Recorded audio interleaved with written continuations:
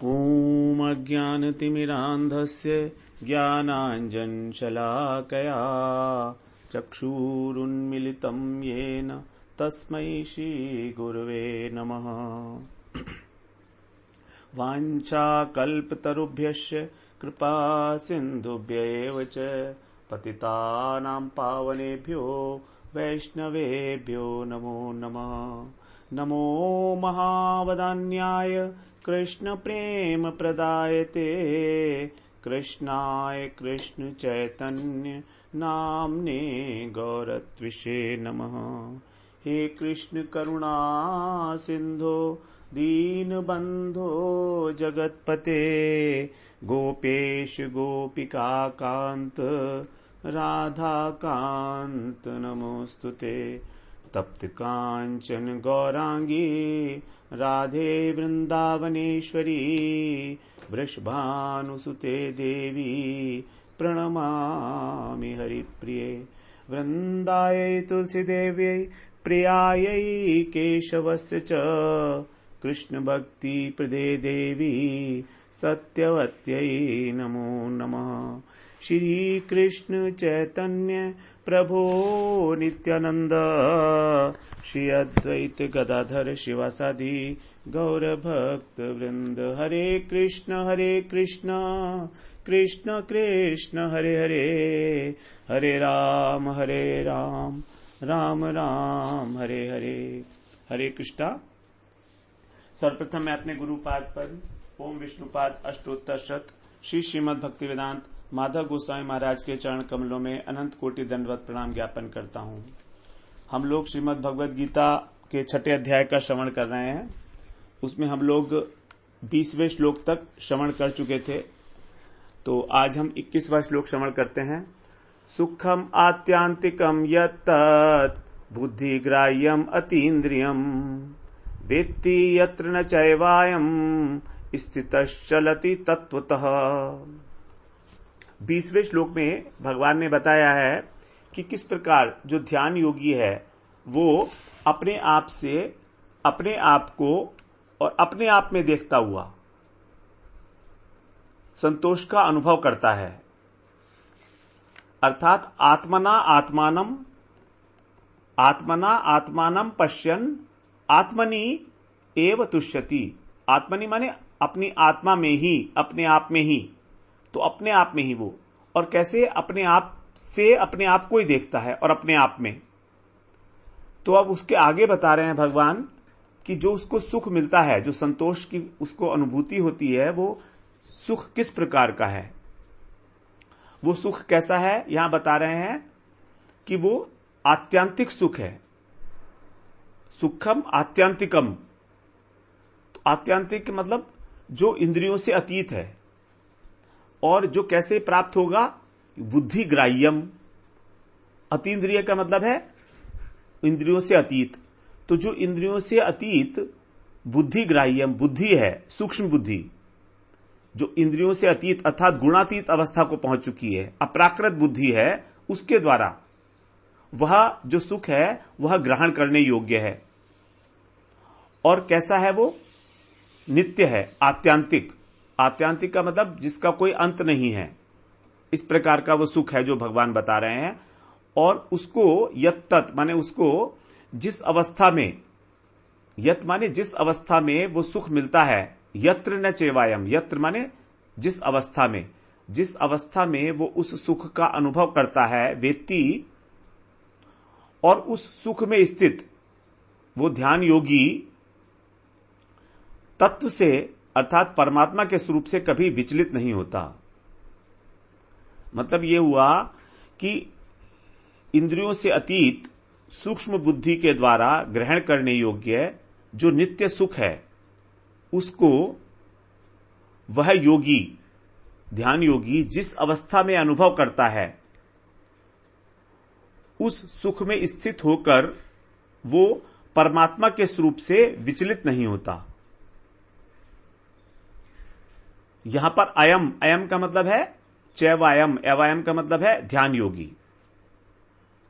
न चलती का मतलब कभी भी विचलित नहीं होता उस सुख में स्थित होकर।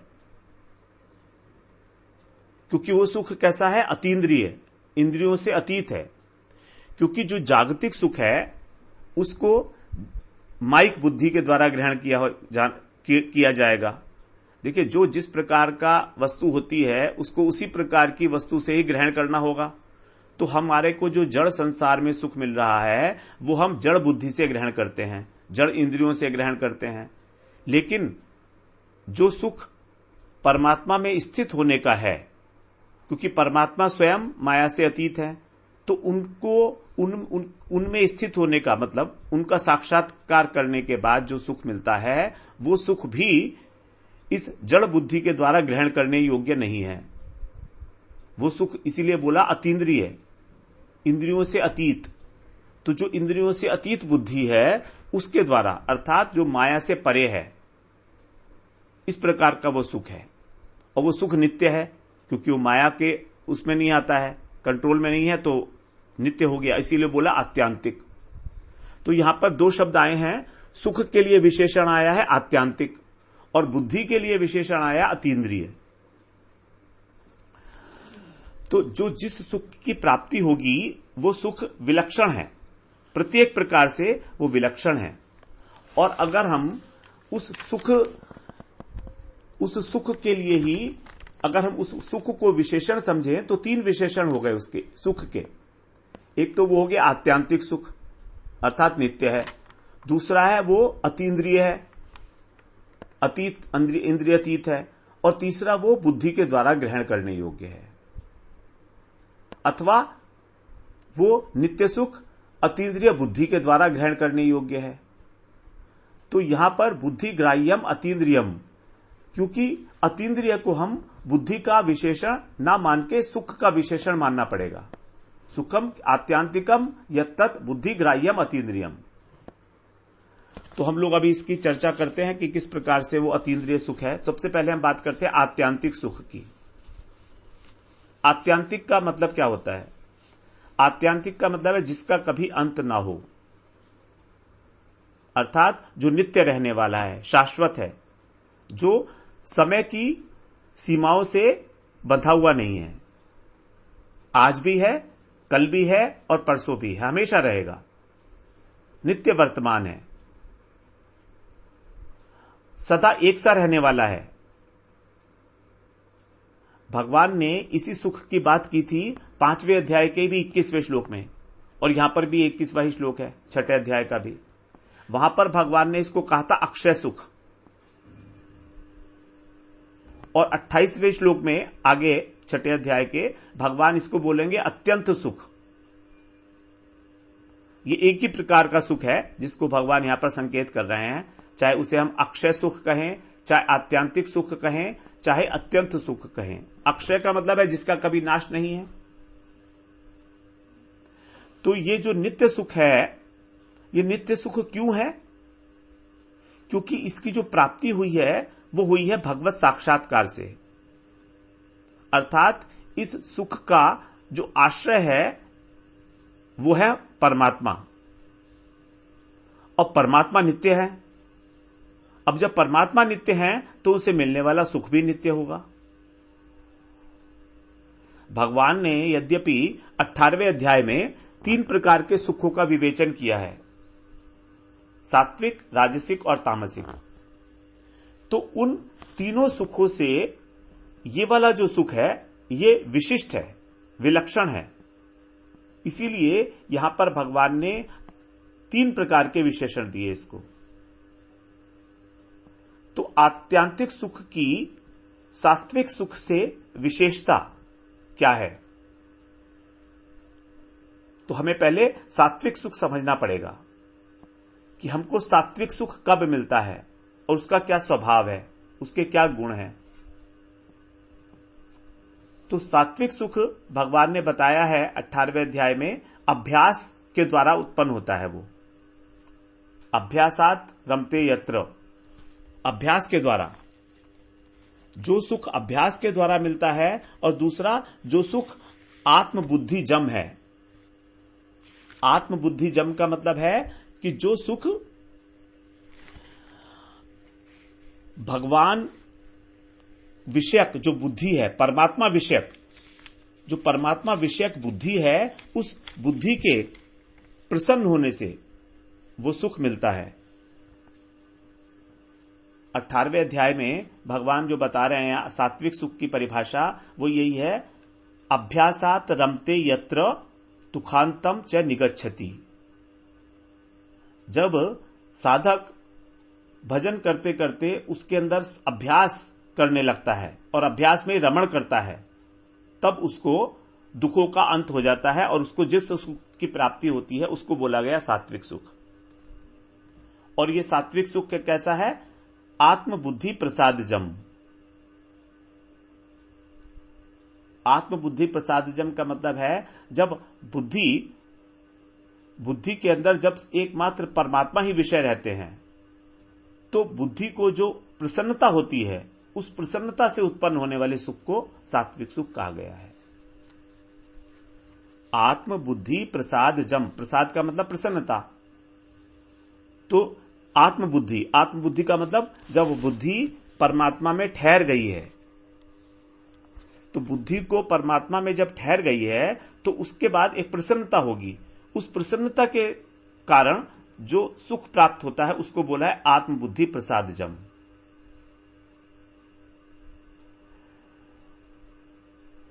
तो ये दोनों जो सुख हैं ये उत्पन्न होते हैं किसी ना किसी प्रकार, इनका कारण बताया है। बिना कारण के नहीं होंगे ये सुख, अभ्यास करोगे तब मिलेगा, और जब परमात्मा विषयक बुद्धि हो जाएगी तब मिलेगा। 18वें अध्याय का 36वां और 37वां श्लोक है ये। लेकिन एक बात यहां पर हम विचार करें कि जो वस्तु अभ्यास के द्वारा उत्पन्न हुई है, अब क्योंकि वो उत्पन्न हुई है इसलिए वो नष्ट भी होगी। जो वस्तु उत्पन्न होती है वो नष्ट होगी ही होगी, आज नहीं तो कल। यत जन्यम तत् अनित्यम, जिसका जन्म होता है वो अनित्य होती है, वो मिट जाती है। और दूसरा बताया यत दृष्टम तत् नष्टम, जो वस्तु देखी जाती है वो भी नष्ट हो जाती है। जैसे पेड़ में फल लगा, तो पेड़ में फल लगा तो हम उसको पेड़ में जब फल उत्पन्न हुआ तो एक तो फल उत्पन्न हुआ और फल दिख भी रहा है, दोनों बातें हैं। फल पहले तो नहीं था, फल का जन्म हुआ और फिर फल का जन्म होने के बाद अब उसको देखा जा रहा है, तो ये दोनों ही नष्ट होंगे एक दिन झड़ जाएगा फल। तो इसका मतलब यह हुआ कि जो सात्विक सुख है वो नित्य नहीं हो सकता। सात्विक सुख अर्थात जो अभ्यास के द्वारा मिला था और परमात्मा विषयक बुद्धि के द्वारा मिला था, बौद्धिक सुख, वो सुख नित्य नहीं हो सकता। जबकि आत्यांतिक सुख से यहां पर बता रहे हैं कि वो सुख इस काल की सीमा से परे है, काल परिच्छिन्न नहीं है वो।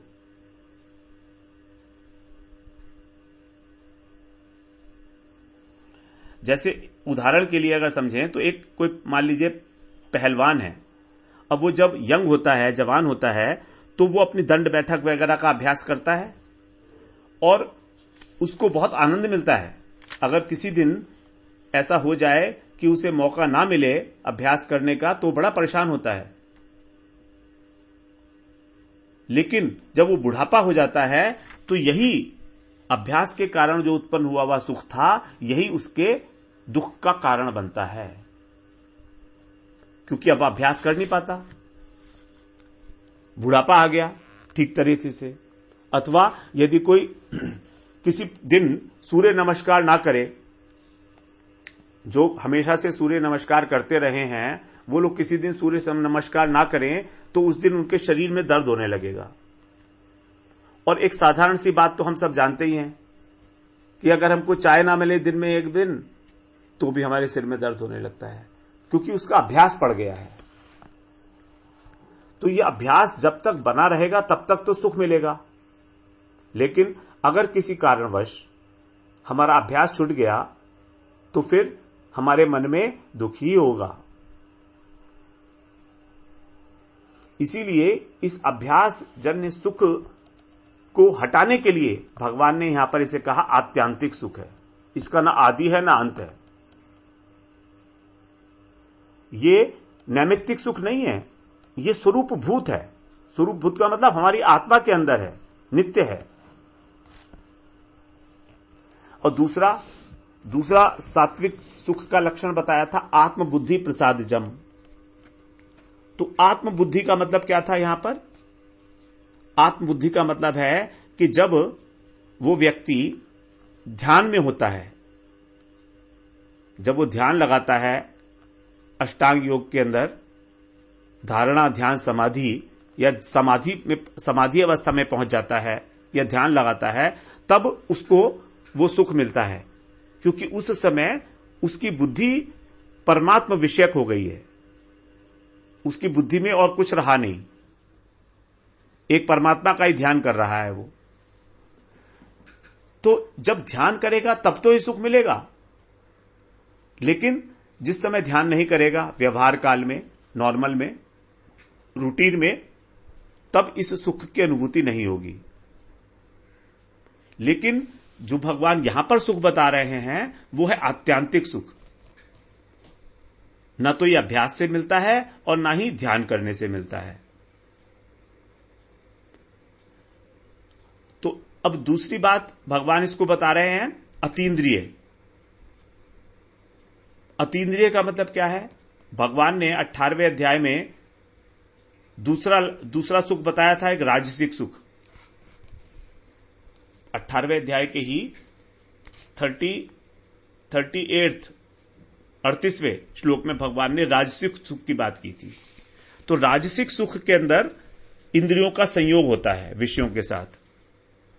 विषय इंद्रिय संयोगात यत्तत् अग्रे अमृतोत्पम परिणामे विषम इव तत्सुखम राजसम स्मृतम। अर्थात जब विषय और इंद्रियों का संयोग होता है तो ये सुख मिलता है। मतलब इस सुख के अंदर विषय की पराधीनता हो गई। अगर विषय नहीं मिलेगा तो सुख नहीं मिलेगा, क्योंकि वो वाला जो राजसिक सुख है वो इंद्रिय के द्वारा मिलता है, इंद्रियों के द्वारा। अब विषय नहीं है तो इंद्रियों को वो सुख नहीं मिलेगा, तो इसलिए वो सुख हो गया पराधीन सुख। उसमें डिपेंडेंस आ गई, उसमें परिच्छिन्नता नहीं रही कि जब वस्तु होगी तब मिलेगा वरना नहीं मिलेगा।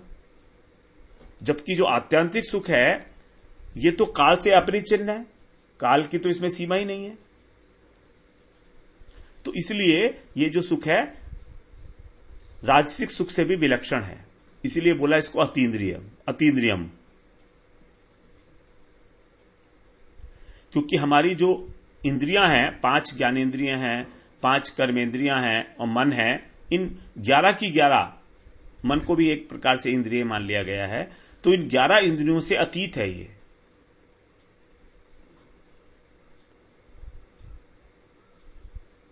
भगवान इसमें उपनिषद में कहा गया है, 33 उपनिषद में, यतो वाचो निवर्तन्ते अप्राप्य मनसा सह। यतो वाचो निवर्तन्ते अप्राप्य मनसा सह, जहां से मन के सहित वाणी, वाचो माने वाणी, उसे प्राप्त न करके लौट आती है। निवर्तन्ते माने लौट आती है, अप्राप्य माने उसको प्राप्त न करके।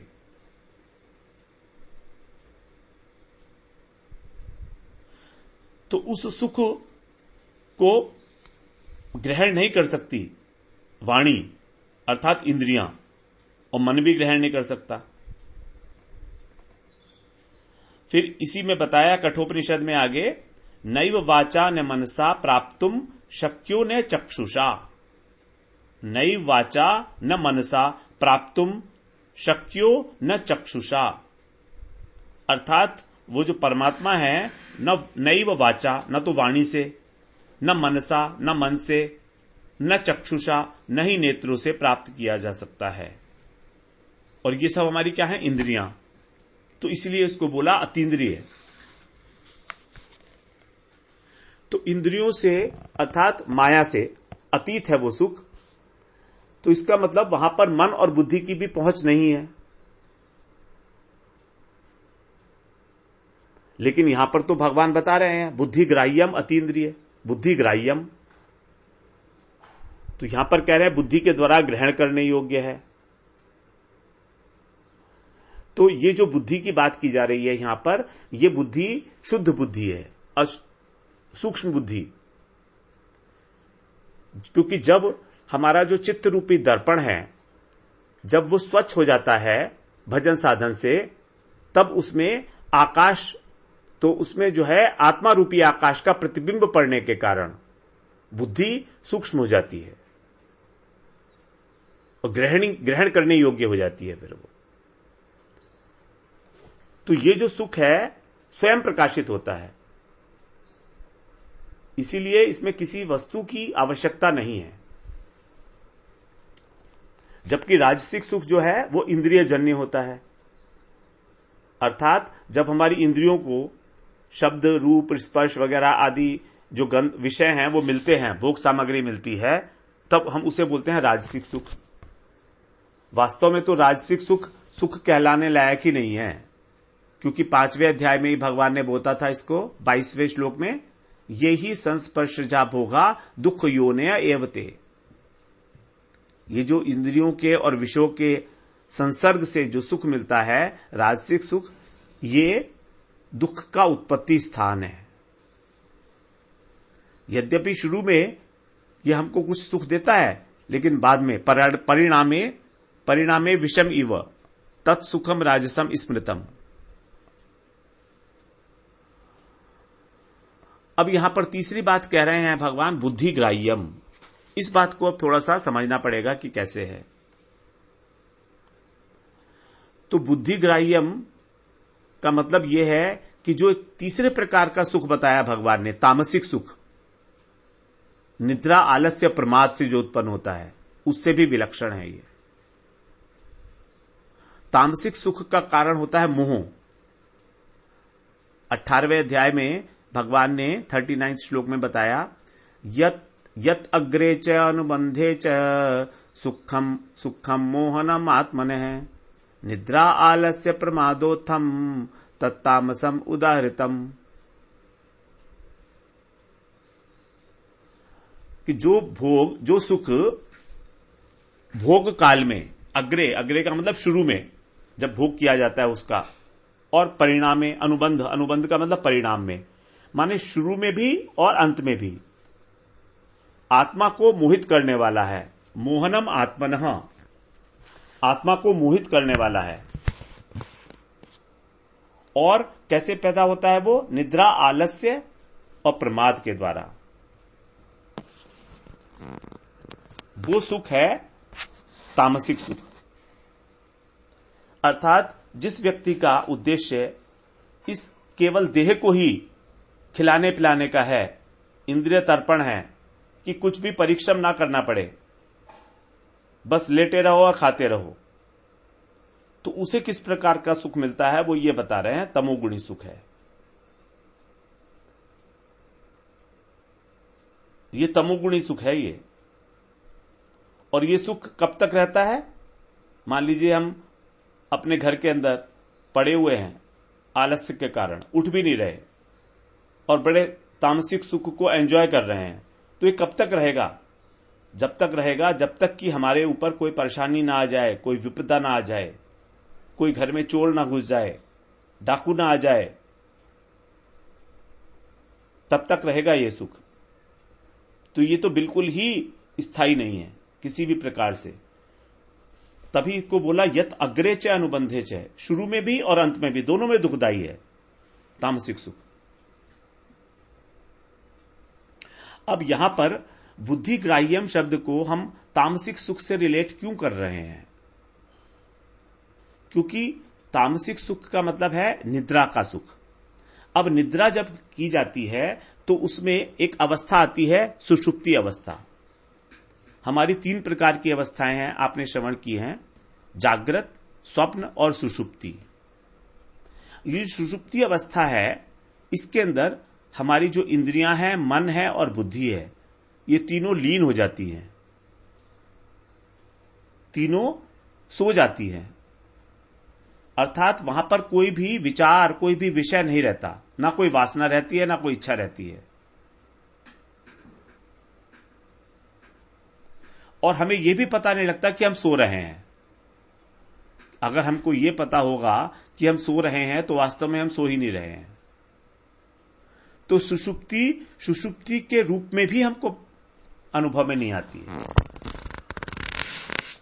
जबकि जो जागृत अवस्था है उसमें विषय भी होते हैं, इंद्रियां भी होती हैं, मन बुद्धि भी होते हैं। और जो दूसरी अवस्था है स्वप्न की अवस्था, उसके अंदर इंद्रियां तो सो जाती हैं, निष्पन्द हो जाती हैं वो, लेकिन मन एक्टिव रहता है। और मन में जो संकल्प विकल्प हैं, इच्छाएं हैं, वासनाएं हैं, वो भी रहती हैं, क्योंकि मन जागा हुआ है। लेकिन सुषुप्ति काल में हमारी जो बुद्धि है वो अविद्या में लीन हो जाती है, अंधकार के कारण, अज्ञान के कारण। लेकिन यही बुद्धि समाधि काल के अंदर, समाधि की अवस्था में भी विषय वगैरह नहीं होते हैं, ना विषय होता है, ना इंद्रियां होती है, ना मन होता है, ना बुद्धि होती है। ये ऊपर की अवस्था है ये। तो इस चौथी अवस्था में, जिसको तुरीयावस्था कहा जाता है, इसके अंदर बुद्धि लय नहीं होती है।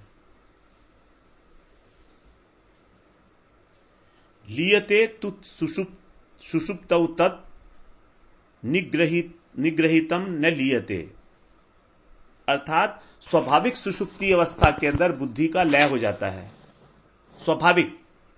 लेकिन जब इस बुद्धि का और मन का निग्रह किया जाता है, इसको वश में किया जाता है, अर्थात जानबूझकर जब मन और बुद्धि को वश में किया जाता है, तब ये दोनों जागते रहते हैं समाधि अवस्था में।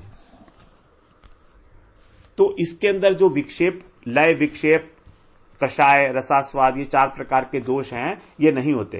अर्थात समाधि अवस्था में सुषुप्ति नहीं होती, सुषुप्ति की भांति लय नहीं होता और ना ही विक्षेप होता है।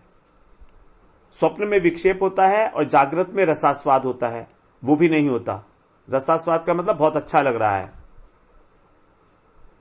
तो सुषुप्ति की अवस्था में तो सब कुछ अविद्या में लीन होता है। अविद्या का मतलब है अनित्य वस्तु को नित्य मानना, सुख दुख को सुख मानना, अनात्मा को आत्मा मानना, ये सब अविद्या है। और पवित्र को पवित्र मानना, ये 4 वस्तुएं बताई गई हैं अविद्या के अंदर। तो इस अविद्या को खत्म करने के लिए ही शास्त्रों की और गुरु की आवश्यकता होती है। तो सुषुप्ति काल में जो सुख मिल रहा है उसका कारण है हमारी विवेक शक्ति का सोना, अज्ञान। तभी उसको तामसिक सुख कहा गया है। निद्रा वाले सुख को कहा गया तामसिक सुख, क्योंकि वो मोह के कारण, अज्ञान के कारण उत्पन्न हो रहा है। लेकिन जब चित्त की शुद्ध अवस्था है, विवेक शक्ति जागृत है, तो उस समय में भी एक सुख की प्राप्ति होती है समाधि अवस्था में, उसको कहा गया बुद्धिग्राह्य।